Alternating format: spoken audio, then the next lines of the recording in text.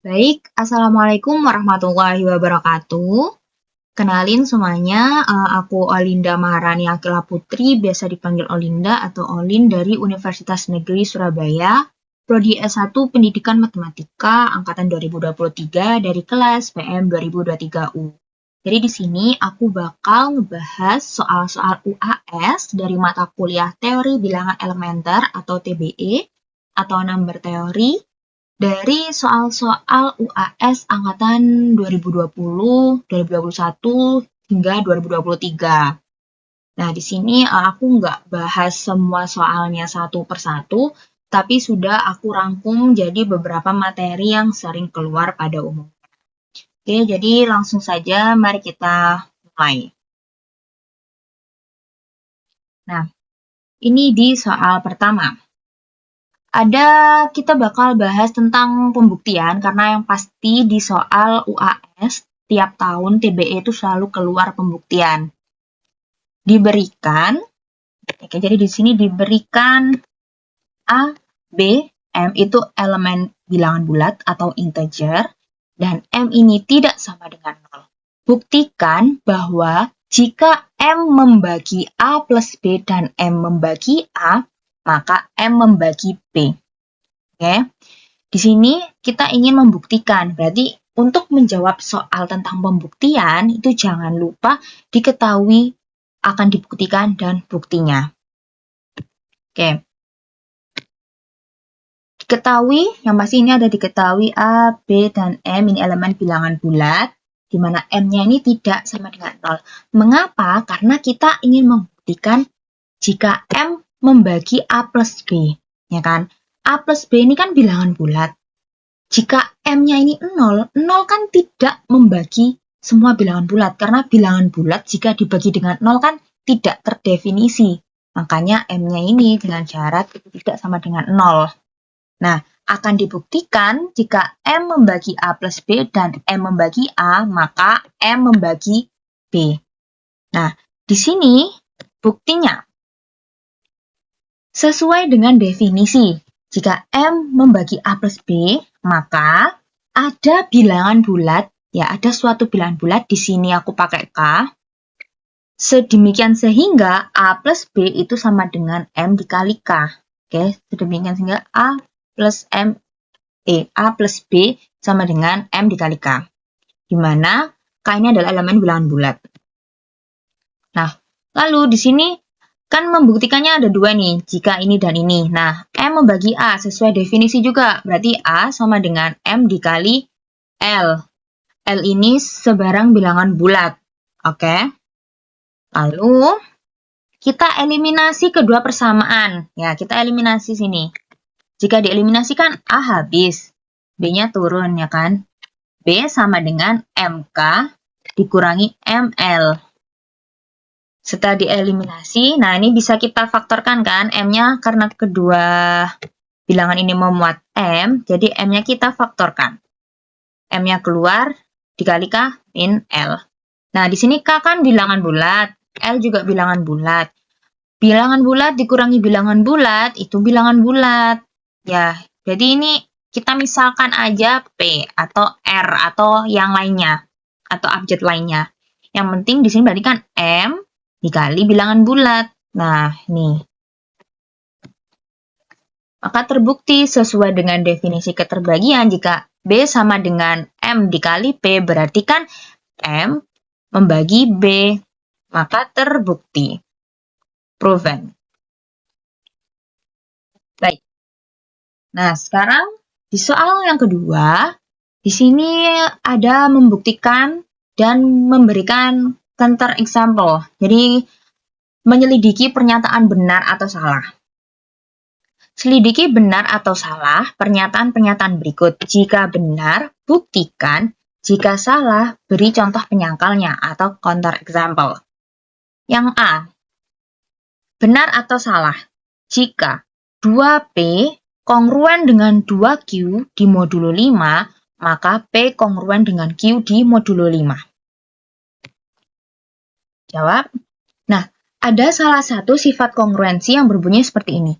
A kongruen dengan B di modulo M, itu Jika dan hanya jika, berarti tandanya seperti ini. Jika dan hanya jika A dikali C kongruen dengan B dikali C modulo M dibagi FPB dari GCD-nya C dan M. GCD ini FPB. Nah, jika dan hanya jika itu kan berlaku bolak-balik. Berarti jika ini, maka itu. Jika itu, maka ini. Nah, pernyataan di soal ini bisa benar jika memiliki syarat GCD dari C dan M-nya itu sama dengan 1 atau relatif prima. Mengapa? Karena di sini sama-sama modulo 5, ini juga modulo 5. Nah kan, simpelnya seperti ini. Ini kan 2P, 2Q. Semua ruas kita bagi dengan 2. 2P dibagi 2, P. 2Q dibagi 2, Q. Nah, untuk modulo tidak sekadar dibagi 2. Jadi harus 5 dibagi FPB-nya 2 sama 5. 2 itu dari mana? 2 itu dari sininya. Oke, nah FPB 2 sama 5 itu 1. Maka, nah berdasarkan soal tersebut, C-nya kan 2. GCD dari 2 dan 5 itu 1. Maka diperoleh 2P kongruen dengan 2Q di modulo 5 itu berarti P juga kongruen dengan Q di modulo 5. Maka pernyataan pertama terbukti benar menggunakan sifat kongruensi. Jadi seperti itu, jika ingin membuktikan pernyataan ini benar, maka tunjukkan teoremanya atau definisinya atau sifatnya. Benar. Lanjut ke yang B. Benar atau salah? Jika 6P kongruen dengan 9Q di modulo 15, maka P kongruen dengan Q di modulo 5. Nah, dilihat dari soalnya, faktor pembagi dari P dan Q sudah berbeda, ya kan? Sudah berbeda. Nah, untuk sifat kongruensinya sama dengan yang tadi, tapi, nah, di sini, nah, berdasarkan soal tersebut, faktor pengali C-nya itu berbeda. Sehingga dipastikan pernyataannya ini salah. Kenapa? Karena di sini harusnya C-nya sama. Di sini kalau faktor pengalinya aja beda, gimana kita ingin mencari modulo akibatnya, ya kan? Nah, karena C-nya beda dan sudah dipastikan pernyataan ini salah, maka kita harus memberi contoh penyakalnya atau counter example.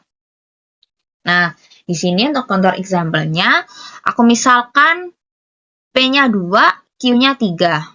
Berarti jika dikembalikan ke soal, apakah jika 6P, 6 kali 2 kongruen dengan 9 kali 3 di modulo 15, maka 2 kongruen dengan 3 di modulo 5? Nah, sekarang, 6 dikali 2 kan 12 ya, ini 12. Nah, 12, terus ini 27 di modulo 15. Nah, pernyataan ini tuh benar. Kenapa? Sesuai dengan definisi.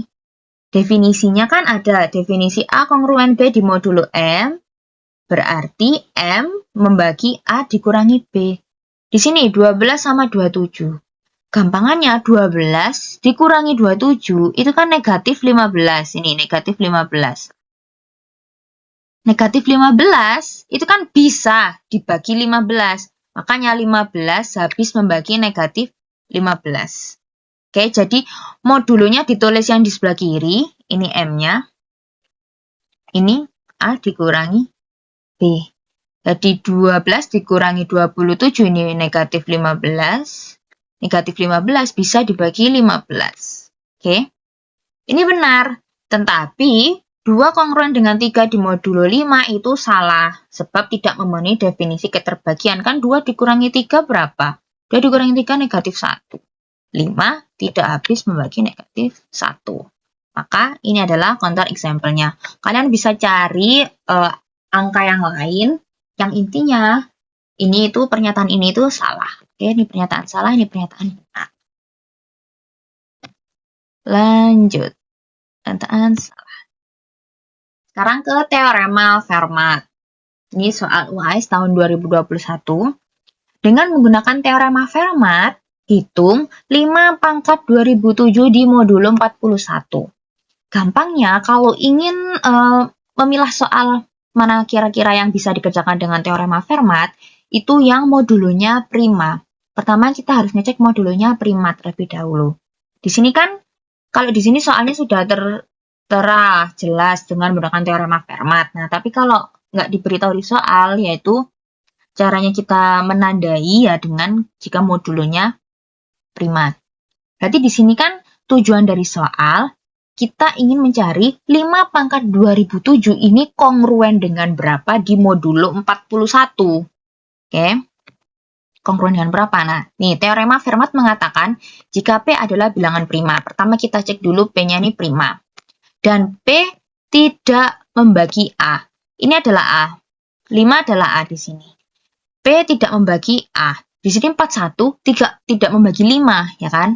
Maka berlaku A pangkat P-1 kongruen dengan 1 di modulo P. Nah, sudah kan? P-nya di sini 41 prima, lalu A sama dengan 5, dan 41 tidak membagi 5, berarti bisa langsung menggunakan teorema Fermat. Berarti berlaku A-nya kan 5. P pangkat min 1 berarti 40. 5 pangkat 40 kongruen dengan 1 di modulo 41. Nah, seperti ini. Nah, tujuan kita tadi kan ingin mencari 5 pangkat 2007 ini kongruen dengan berapa di modulo 41. 5 pangkat 2007 ini kita ubah menjadi bentuk yang ada unsur 5 pangkat 40-nya. Mengapa? Agar ini kalau kita ubah ke eksponen itu kan kayak gini. 5 pangkat 40. Kan ini pangkat 50 lagi. Dikali 5 pangkat 7. Ya kan? Di sini 5 pangkat 40. Ini kongruen dengan 1. Ya. 1 pangkat 50 ya 1. Berarti sisa 5 pangkat 7. Nah. Seperti ini. 1 pangkat 50. 1. Sisa 5 pangkat 7 kan? 5 pangkat 7 kongruen dengan X di modulo 41. Sekarang kita ingin mencari 5 pangkat 7 ini kongruen dengan berapa? Nah, ini polanya.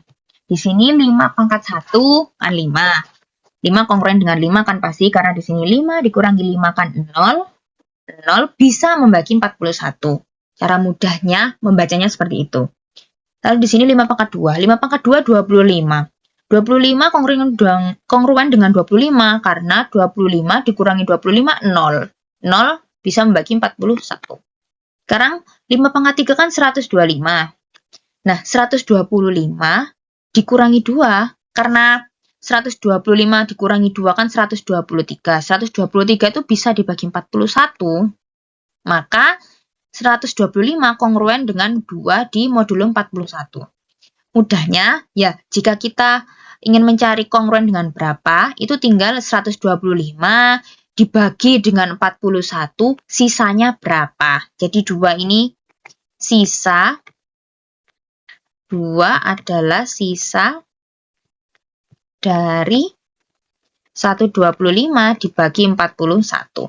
Nah, sekarang 5 pangkat 7. Di sifat eksponen berarti 5 pangkat 7 ini kan didapat dari 5 pangkat 3 kali 5 pangkat 3 kali 5. Karena 3 ditambah 3 ditambah 1, ya kan? 3 tambah 3 tambah 1 kan 7. 5 pangkat 3 kongruen dengan 2. Berarti ini kan 2. Ini juga 2. Terus 5. 2 kali 2 kali 5 kan sama aja 20. Ya toh? 4 kali 5, 20. Jadi 5 pangkat 7 kongruen dengan 20 di modulo 41. Maka kesimpulannya, X-nya kan sama dengan 20, kongruen dengan 20, berarti 5 pangkat 2007 kongruen dengan 20 di modulo 41. Seperti itu. Sekarang lanjut mengenai teorema sisa Cina. Teorema sisa Cina itu ada yang langsung soal siap saji, ya, atau soal langsung. Ada juga yang berbentuk soal cerita seperti ini. Nah, kongruen tadi, arti makna dari kongruen itu kan sisa. Jadi, seperti contoh, 6 itu, seperti contoh ya, 6 kongruen dengan 2 di modulo 4. Itu kan artinya 6 dibagi 4 itu sisanya 2. Ya kan? Sama juga sesuai dengan definisi. Ya berarti mudahnya 6 dikurangi 2 kan 4. 4 bisa dibagi 4.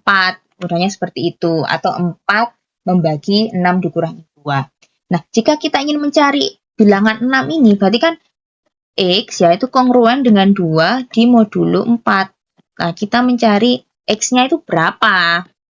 Seperti itu. Nah, sekarang soalnya berbunyi seperti ini. Bu Ida membawa sekeranjang telur. Oke. Jika telur-telur itu dihitung 3-3, maka tertinggal 2 telur. Oke. Jika dihitung 3-3, tertinggal 2. Berarti di sini 2 ini adalah sisanya kan? 2 adalah sisa jika dihitung 3-3 atau dibagi 3-3. Berarti modulonya itu 3 dan sisanya itu 2. Nah, seperti ini. Jika dihitung 3-3, maka tertinggal 2. Berarti kan X kongruen dengan 2, kongruen dengan sisanya di modulo 3. Karena dibagi 3-3. Begitupun juga jika dihitung 55. Jika dihitung 55. Berarti sisanya juga 2 jika dihitung 55. Nah, jika dihitung 55, maka tertinggal 2. Berarti X kongruen dengan 2 di modulo 5. Nah, akan tetapi jika dihitung 4-4, maka tidak ada telur yang tertinggal. Berarti jika tidak ada, kongruennya dengan 0, karena sisanya tidak ada, sisanya 0. Modulonya 4 karena dihitung 4-4. Kita sudah memiliki 3 persamaan ini kan, ini. Yang ditanya, tentukan banyaknya telur minimal di dalam keranjang tersebut. Kita ingin mencari X-nya. Ya kan? Nah, berarti caranya kita mencari solusi dari ketiga persamaan ini. X kongruen dengan 2 di modulo 3, kongruen dengan 2 di modulo 5, dan kongruen dengan 0 di modulo 4. Nah, kenapa kita menggunakan teorema sisa Cina? Teorema sisa Cina ini digunakan ketika ini, modulonya itu saling relatif prima. Di sini kan ada modulo 3, modulo 5, modulo 4. 3, 5, 4. Ini kan saling relatif prima. Atau bisa dikatakan FPB-nya itu 1. FPB-nya 3 sama 5, 1. 3 sama 4, 1. FPB-nya 5 sama 4, 1. Seperti itu. Langkah-langkah untuk mengerjakan teorema sisa Cina ini sudah aku tulis detailnya ya. Nah, langkah pertama, tentukan M kecil 1, M kecil 2, dan M kecil 3. Didapatkan dari modulo ini. Dapatkan dari modulo ininya. 3, 5, dan 4. Berarti M1-nya di sini 3, M2-nya 5, dan M3-nya 4. Oke. Langkah selanjutnya, tentukan M besar. M besar ini didapatkan dari KPK-nya 3, 5, dan 4. Nah, karena tadi ketiga bilangan ini tuh saling relatif prima, maka cara mencarinya ya tinggal dikalikan semua, kan beda semua. Berarti M ini sama dengan M kecil 1 kali M kecil 2 kali M kecil 3, atau dikali semua berarti hasilnya 60. 3 kali 5 kali 4 hasilnya 60. Lanjut, langkah ketiga, kita menentukan M besar 1, M besar 2, M besar 3. Didapatkan dari, jika mencari M besar 1, berarti M besar ini yang 60, kita kurangkan dengan M kecil 1. Jadi 60 kita bagi 3, itu ketemu 20. Kalau M besar 2 berarti 60 dibagi 5, ketemu 12.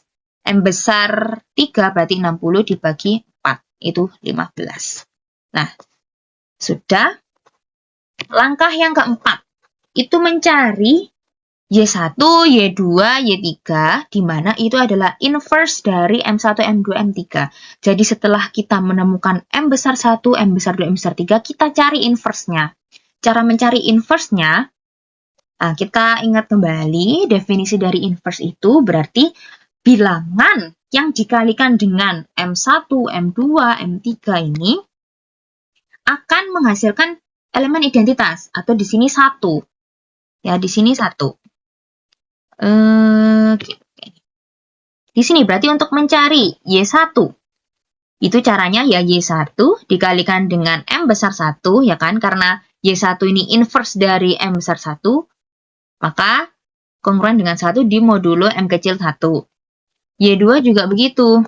Y2 dikali M besar 2 kongruen dengan 1 di modulo M kecil 2, ya kan, di modulo 5, berarti yang Y3 juga sama, dikalikan dengan M besar 3 kongruen dengan 1 di modulo M kecil 3. Selanjutnya, nah setelah itu kita cari pelan-pelan. Di sini kan berarti Y1 dikali 20 kongruen dengan 1 di modulo 3, ya kan? M besar 1 kan 20, ya modulo 3, modulo yang awal ini, modulo M kecil 1. Sekarang karena di sini kan bilangannya kan besar, 20. 20 ini bisa kita cari kongruen dengan berapa di modulo 3. Kan ibarat 20 dibagi 3, sisanya 2. Karena 20 dikurangi 2 kan 18. 18 bisa dibagi 3. Jadi di sini 20 kita ganti dengan 2. Ganti dengan kongruennya ya. Nah, jika 20 udah kita ganti dengan kongruennya, jangan lupa modulonya kita bagi dengan FPB antara 2 dan 3. Mengapa? Karena sifat kongruensi tadi. Jadi jangan lupa jika kita ingin mengecilkan bilangan, kayak kita mencari kongruennya lah, mencari kongruennya, itu jangan lupa modulonya kita bagi dengan FPB dari C-nya ini tadi dengan modulo. Jadi di sini FPB dari 2 dan 3 kan 1. Kebetulan 1, jadi tetap Y1 kongruen dengan 2 di modulo 3. Kenapa Y1 kongruen dengan 2? Karena jika Y1-nya ini 2, ya kan, 2 dikali 2, 4. 4 dikurangi 1, 3. 4 dikurangi 1, 3. Dan 3 ini habis membagi 3. 3 bisa dibagi 3. Seperti itu. Lanjut, untuk Y2. Y2 caranya juga sama. Di sini Y2 kan dikali 12. Y2 dikali 12 karena M besar 2-nya ini 12. Maka kita cari modulo 5 kan. 12 di modulo 5 itu kongruen dengan berapa? Kongruen dengan 2 juga. Kenapa? Karena 12 dibagi 5, sisanya 2. Atau 12 dikurangi 2 kan 10. 10 bisa dibagi 5. Jangan lupa, untuk modulonya ini tetap 5 dibagi FPB dari 2 dan 5. FPB dari 2 dan 5 itu kan 1. Nah, di sini kenapa 3? Karena 3 dikali 2 itu 5. 3 dikali 2 kan 6. 6 dikurangi 1 itu 5. 5 habis membagi 5. Jadi, Y2-nya 3 di modulo 5. Terus yang terakhir, untuk mencari Y3 juga sama. Di sini kan Y3 dikali 15. Ya, 15. 15 kongruen dengan berapa di modulo 4? Kongruen dengan 3. Karena 15 dikurangi 3 itu 12. Dan 12 itu bisa membagi 4.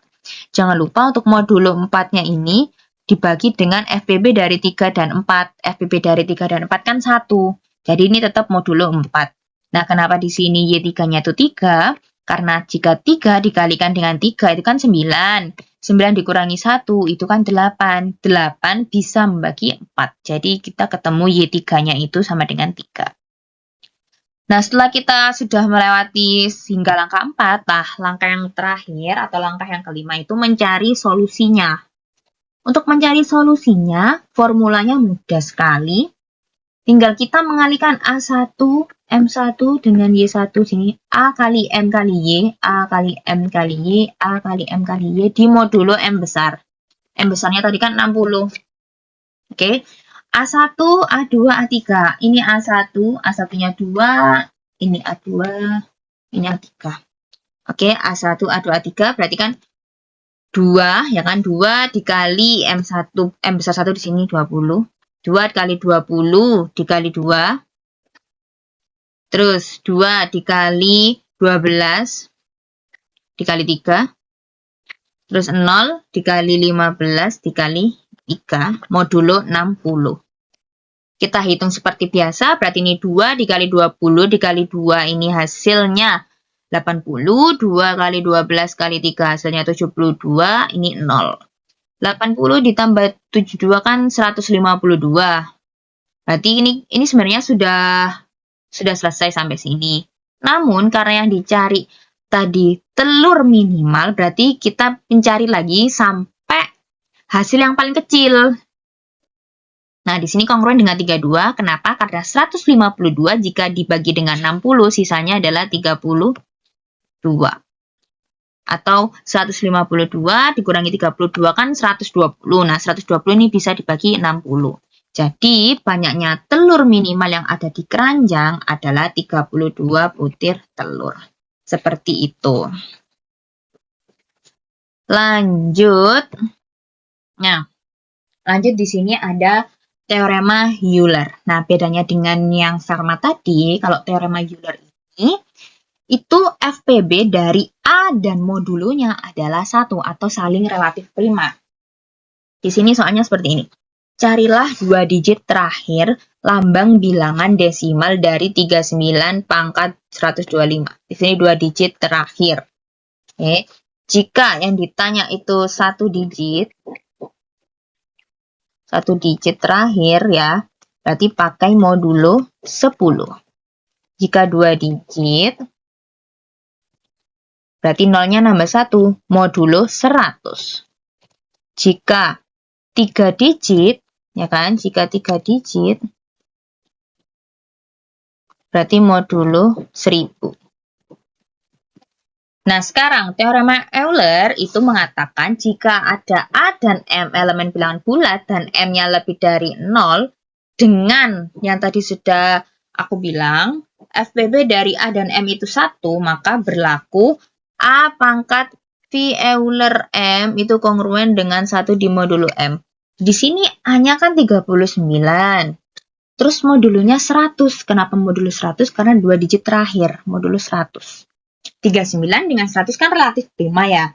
Jadi bisa menggunakan teorema Euler.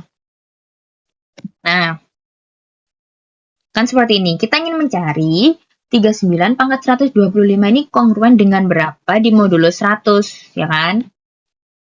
Nah, karena ini bisa pakai Euler, maka berlaku 39 pangkat nilai V Euler dari 100 itu kongruen dengan 1 di modulo 100.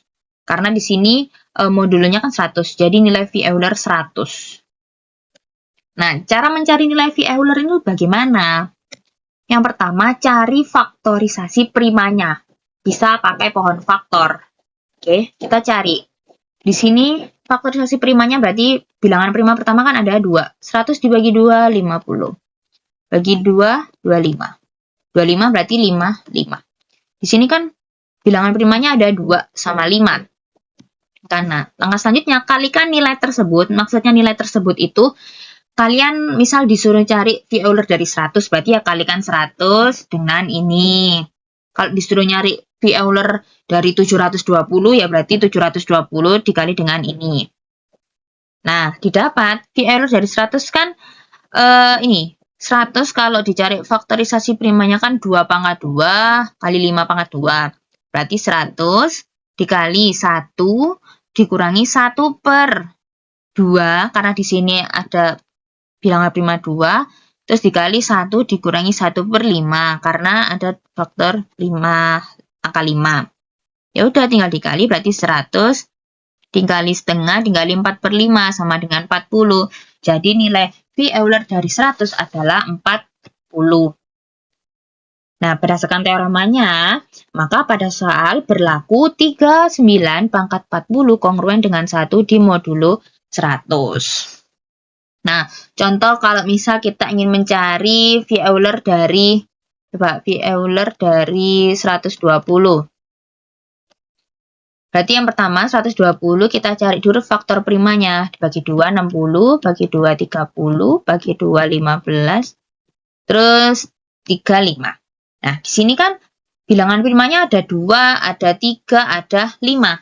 Berarti cara mencari nilainya ya 120 dikali 1 dikurangi 1 per 2 dikali 1 kurangi 1 per 3 dikali 1 dikurangi 1 per 5. Oke. Penyebut-penyebutnya ini ngikut ada 2, ada 3, ada 5. Berarti kan 120 dikalikan setengah, terus dikalikan 2 per 3, terus dikalikan 4 per 5. Dan tinggal kita corek-corek. Kan 120 bagi 3, 40, 40 bagi 5, 8, 8 kali 4 sama dengan 32. Jadi nilai V Euler dari 120 adalah 32. Seperti itu contoh mencari nilai V Euler. Berarti kalau V Euler dari 100 itu 40. Maka berlaku 39 pangkat 40 kongruen dengan 1 di modulo 100. Nah, lanjut sama kayak tadi. Di sini kan 39 pangkat 125. Kita ubah 39 pangkat 125 ini menjadi bentuk yang mengandung 39 pangkat 40. Biar bisa dikongruenkan dengan 1. Nah, ini sama kayak yang eksponen tadi kan. Berarti kasusnya 39 pangkat 40. Gini kan, pangkat 3 dikali 39 pangkat 5. Kan seperti itu. 39 pangkat 40 ini kongruen dengan 1. Ya kan? 1 berarti 1 pangkat 3 tetap 1, sisa 39 pangkat 5. Nah, kongruen dengan 39 pangkat 5 di modulo 100. Kita cari 39 pangkat 5 ini kongruen dengan berapa? Nah, sama kayak tadi. Satu-satu kita pecah. 39 pangkat 1, itu 39. Jadi 39 dikurangi 39 kan 0. 0 bisa dibagi 100. Terus 39 pangkat 2, ini kalian pakai perkalian bersusun biasa ya, itu kan 1521. Itu kongruen dengan berapa di modulo 100? Kongruen dengan 21. Karena 1521 dikurangi 21 itu kan 1500. 1500 bisa dibagi 100. Nah, sekarang 39 pangkat 2 pangkatin lagi. Tadi kan 39 pangkat 2 kan di sini kongruen dengan 21 ya. Berarti di sini 21 pangkat 2. 21 pangkat 2 ini kan 441. 441 ini kongruen dengan 41 di modulo 100. Karena 441 dikurangi 41 kan 400. 400 bisa dibagi 100. Sekarang kalau 39 pangkat 5. 39 pangkat 5 itu kan didapat dari 39 pangkat 4 dikali 39 ya kan. Karena tadi 39 pangkat 4 ini itu kan kongruen dengan 41. Berarti 39 pangkat 5 itu 41 dikali 39. 39 pangkat 4-nya kita ganti dengan 41 ya kan. 41 dikalikan 39. Itu ketemu 1599. Sekarang 1599 kongruen dengan berapa di modulo 100? Kongruen dengan 99. Karena 1599 dikurangi 99 itu 1500. Dan 1500 bisa dibagi 100. Nah, jadi kesimpulannya, 2 digit terakhir dari 39 pangkat 125 adalah 99. Seperti itu. Lanjut. Nah, ini menggunakan teorema Fermat. Oke, mengapa teorema Fermat? Nah, kita baca soalnya. Jika hari ini hari Minggu, tentukan hari apa 97 pangkat 105 hari yang lalu. Di sini kan kita membahas mingguan atau week. Nah, dalam seminggu itu ada 7 hari. Oke, di sini ada 7 hari. Berarti di sini modulonya prima. Kan modulonya prima. Oke, 7 hari. Kan 7 itu prima. Dan 7 itu tidak membagi 97. Tidak membagi A-nya. 7 tidak membagi 97. Berarti dia menggunakan Fermat. Oke. Nah, tadi teorema Fermat mengatakan jika P adalah bilangan prima dan P tidak membagi A, maka berlaku A pangkat P-1 itu kongruen dengan 1 di modulo P. Nah, berdasarkan soal seperti ini, karena sudah sesuai syarat ya kan, sudah sesuai syarat berarti bisa langsung. Berdasarkan teorema Fermat, berarti kan A-nya tadi 97, ya 97 pangkat P dikurangi 1, pangkat 6, kongruen dengan 1 di modulo 7. Oke, nah sudah seperti biasa, berarti kita mencari 97 pangkat 105 itu kongruen dengan berapa di modulo 7. 97 pangkat 105 kita ubah ke dalam bentuk yang eksponen tadi yang mengandung 97 pangkat 6. Nah, ini sama kayak tadi, berarti 97 pangkat 6. Ini dipangkatin lagi 17 ya kan, dikali 97 pangkat 3. Nah, ini kan 1. Berarti kan sisa 97 pangkat 3 aja. Nah, sama tadi. 97 pangkat 3. Berarti kan 97 ini kan kongruen dengan 97. Kongruen dengan, 97 kan kongruen dengan 6 di modulo 7. Kenapa kongruen dengan 6 di modulo 7? Karena 97 dikurangi 6 itu hasilnya 91. Dan 91 bisa dibagi 7. Atau 7 membagi 97 dikurangi 6. Nah, karena 97 ini kongruen dengan 6, berarti kan kalau 97 pangkat 3, itu kan 6 pangkat 3. 6 pangkat 3 itu kan 216. 216 kongruen dengan berapa di modulo 7? Kongruen dengan 6 di modulo 7. Kenapa kongruen dengan 6? Karena 216 dikurangi 6 kan 210. Ya kan, 210. Dan 7 membagi 210. Nah, ini sudah aku tulis juga. Berarti 97 pangkat 3 itu kongruen dengan 6 di modulo 7. Nah, yang ditanya berapa hari yang lalu? Berarti kan 6 hari yang lalu. Jika hari ini hari Minggu, berarti 6 hari sebelum Minggu adalah Senin. Jadi dari Minggu, Sabtu, Jumat, Kamis, Rabu, Selasa, Senin. Jadi jawabannya Senin.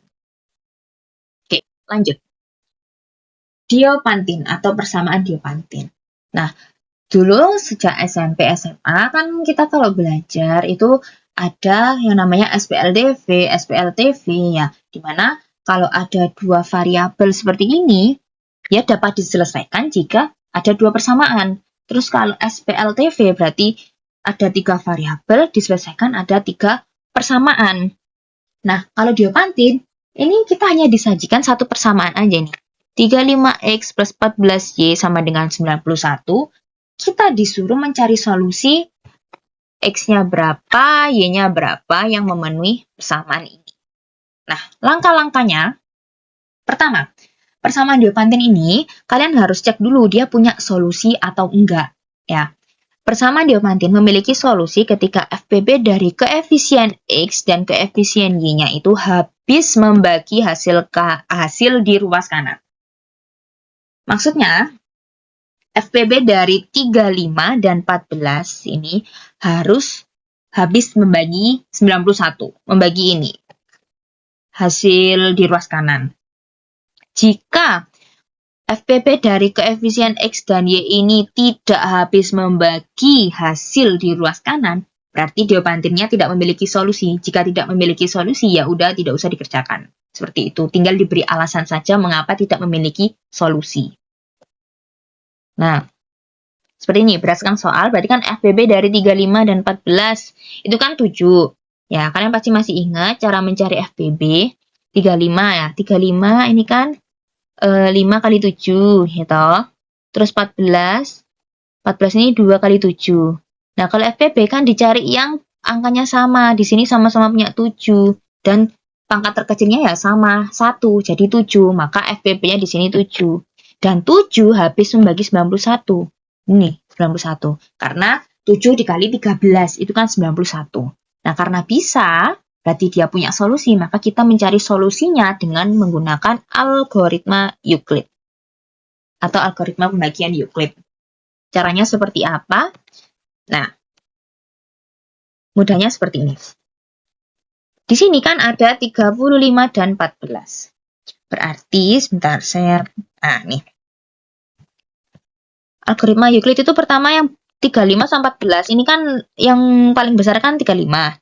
Jadi kita tulis 35 sama dengan titik dikali 14 ditambah sisanya.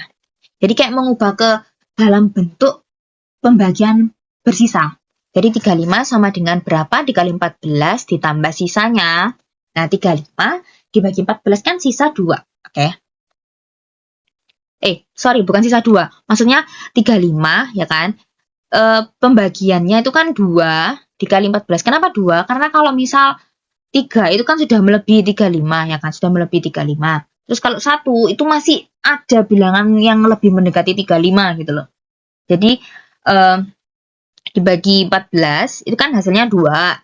Ya, ini hasilnya. Maksud saya ini hasilnya. Terus sisanya kan 7. Karena 14 dikali 2 itu kan 28. 28 ditambah 7, 35. Nah, lanjut lagi. Di sini 14-nya turun.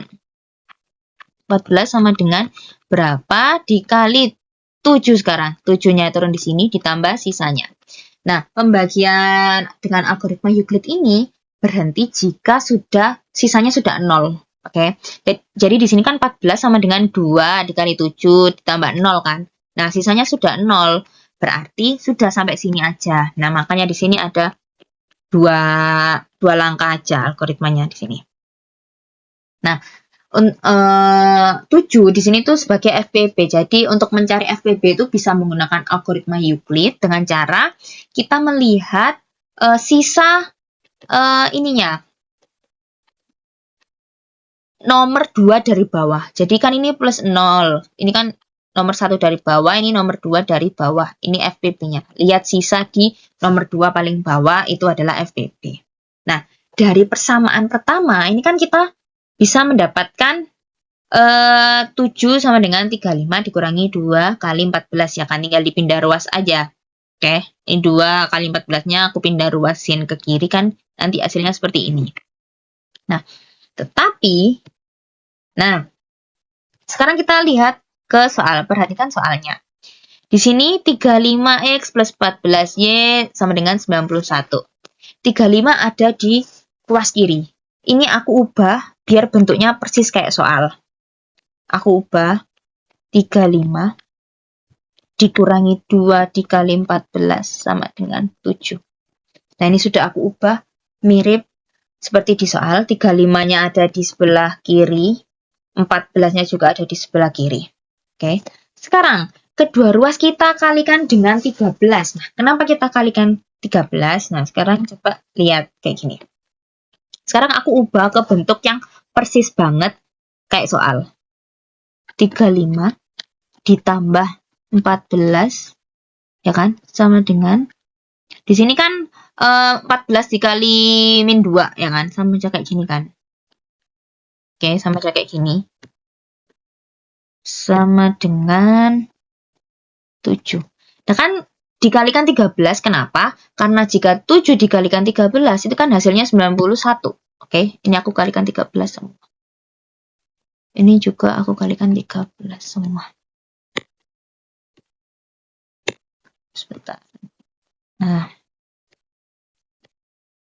ini kalikan 13.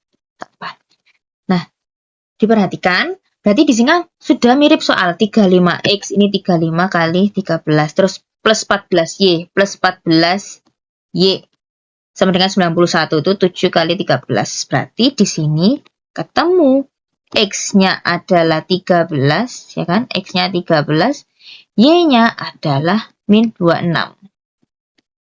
Kan min 26 karena min 2 dikali 13 kan min 26. Nah, ini 35 kali 13, ya kan? Ini min 14 kali 2 kali 13. Jadi, jangan lupa tanda plus minusnya ya, karena ini di sini plus 14y, jadi ini aku ubah ke plus. Ya, cuman ini min 2-nya di sini. Jadi, min 2 kali 13 kan min 26. Jadi, didapatkan X sama dengan 13 dan Y sama dengan minus 26. Negatif 26. Seperti itu. Nah, kemarin itu ada yang tanya ke aku, kalau semisal Kak, aku nemu nih X-nya 1, terus Y-nya itu 4, karena 35 ditambah 14 kali 4 tambah 64 itu hasilnya 91. Apakah itu betul? Nah, sebenarnya seperti ini. Di sini kan kita tujuannya mencari nilai X-nya berapa, nilai Y-nya berapa. Dan yang pasti itu ada banyak pasangan nilai X dan Y yang memenuhi persamaan ini. Yang penting jika dikalikan, kalau X-nya dikalikan 35, terus kalau ditambah Y-nya dikalikan 14, itu hasilnya 91. Yang penting memenuhi ini. Itu tadi jawabannya juga betul. Namun, langkah pengerjaannya itu kan ya nggak mungkin dengan cara dicoba-coba gitu, nggak mungkin cara coba-coba. Jadi caranya ya pakai algoritma Euclid ini, karena nggak perlu coba-coba dan ada prosedurnya. Oke, jadi seperti itu. Oke, nah untuk yang terakhir ini sistem kongruensi linear. Ini hampir mirip dengan SPLTV, namun dalam ranah kongruensi modulo. Dalam ranah modulo gitu ya, itu bagian modulo.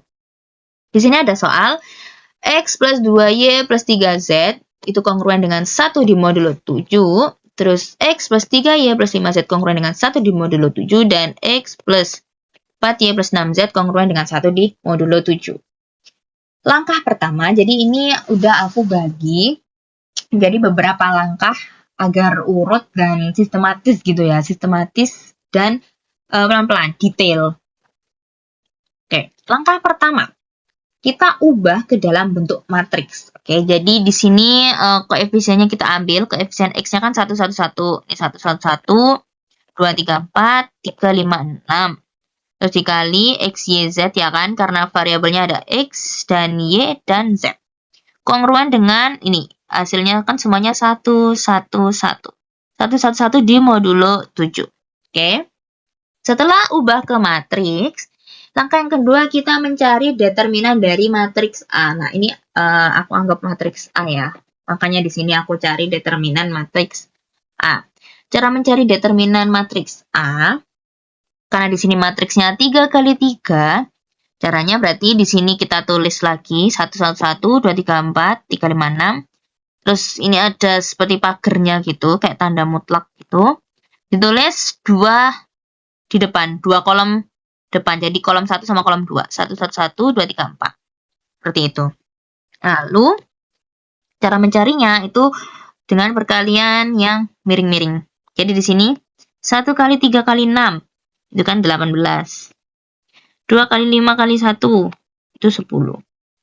3 kali 1 kali 4 12. Di sini tandanya positif. Oke, di sini positif, ini positif, ini positif. Makanya ditambah semua 18 tambah 10 tambah 12. Terus juga diagonal kebalikannya. Di sini seperti ini. 3 kali 3 kali 1 9. 1 kali 5 kali 4 20. 2 kali 1 kali 6 12. Nah, tandanya negatif, negatif, negatif. Oke, jadi yang ngilangnya dari kanan ke kiri ini negatif, yang ngilangnya dari kiri ke kanan itu positif. Makanya di sini negatif 9, negatif 20, dan negatif 12. Nah, kalau dihitung kan berarti ketemu hasilnya negatif 1. Oke. Setelah kita menemukan determinannya dari matriks adalah negatif 1, kita cari inverse dari determinan. Tadi kan determinan disimbolkan dengan ini ya, dengan seperti delta, ya, seperti delta. Nah, kita ingin mencari inverse-nya, berarti kan delta bar, ya, delta bar dikalikan dengan delta atau dikalikan dengan determinan, itu hasilnya 1. Oke, kongruen dengan 1 di modulo 7.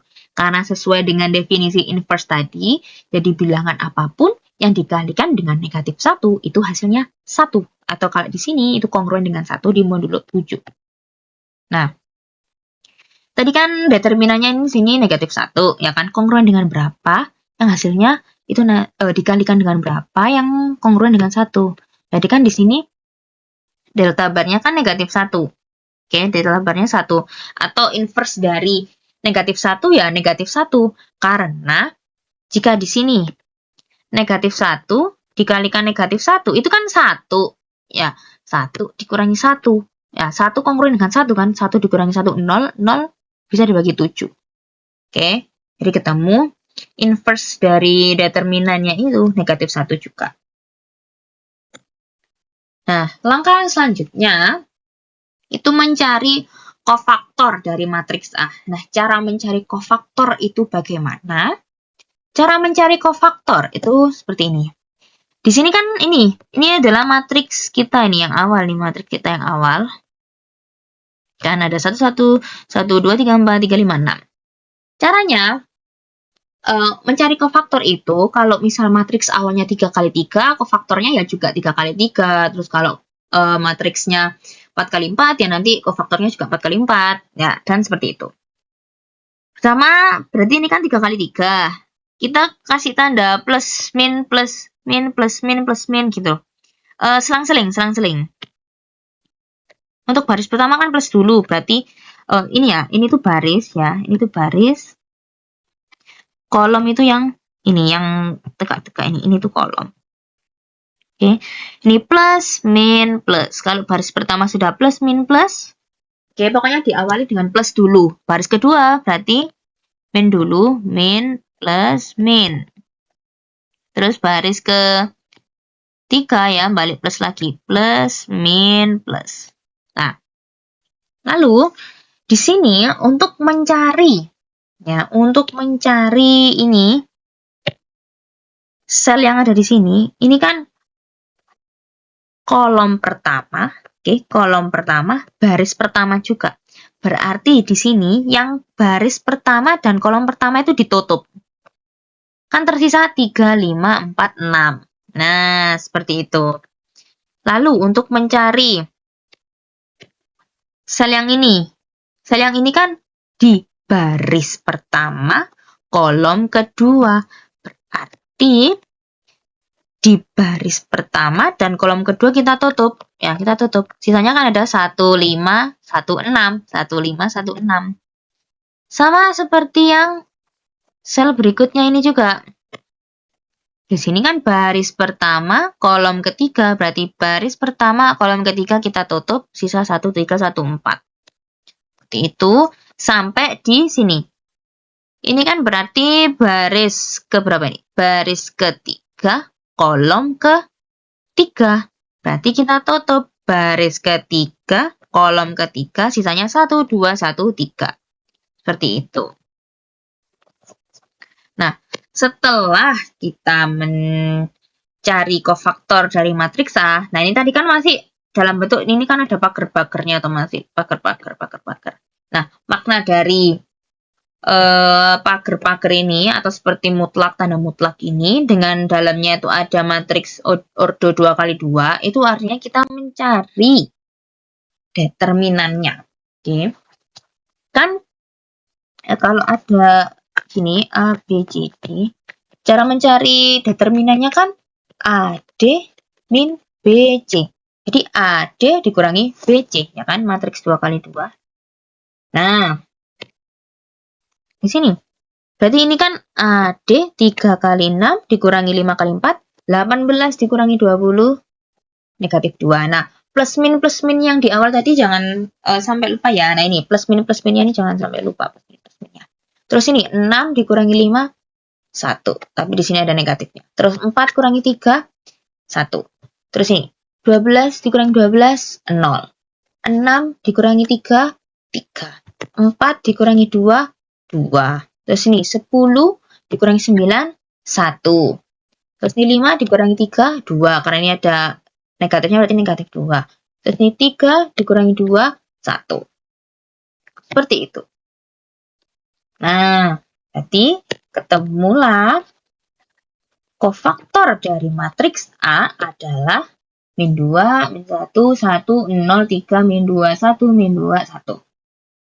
Langkah selanjutnya, langkah yang kelima itu mencari adjoint dari matriks A. Didapatkan dari mentranspos. Mentransposkan matriks kofaktor A di langkah 4. Mentranspuskan itu berarti yang awalnya baris itu jadi kolom. Nah, seperti ini.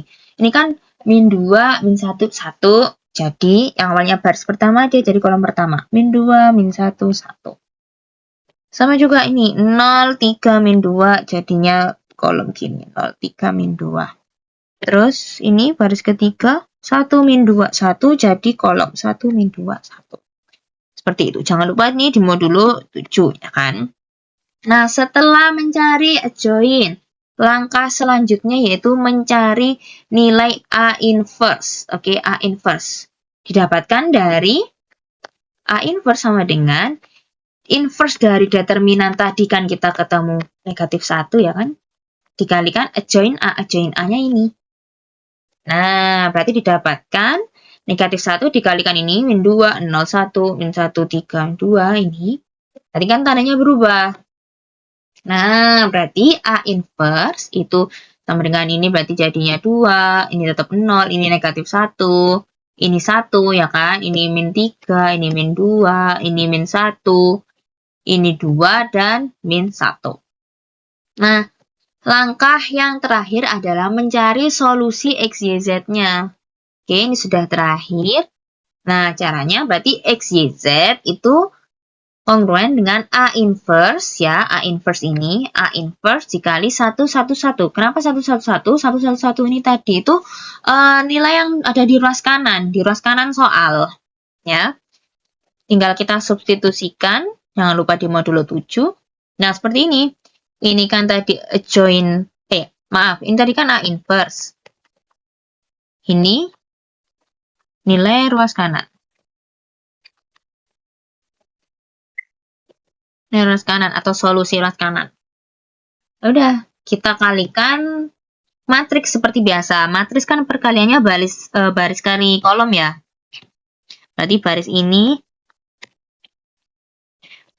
kali kolom ini. Berarti kan 2 kali 1, 2 tambah 0 kali 1, 0 ditambah min 1 kali 1, berarti kan 2 dikurangi 1, 1.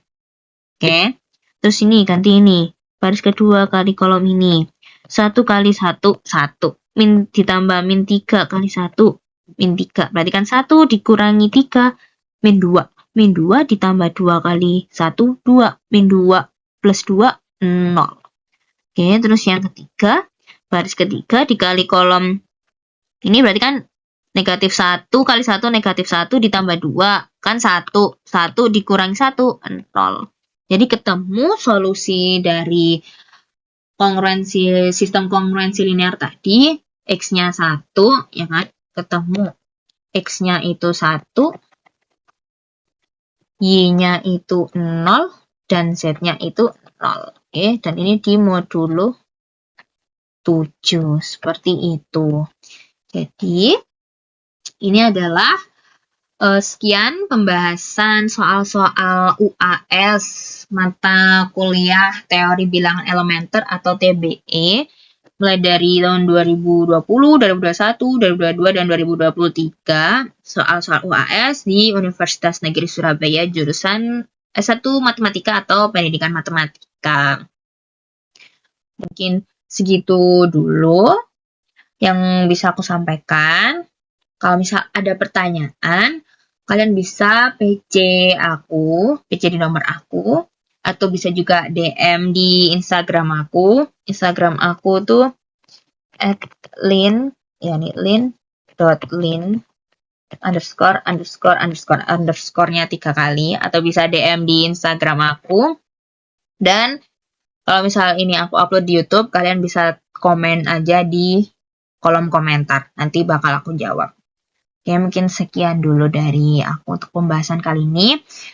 Mohon maaf jika ada penjelasan yang kurang jelas atau mungkin terlalu cepat. Dan terima kasih banyak telah mengikuti kelas TBE dan terima kasih juga yang sudah menonton.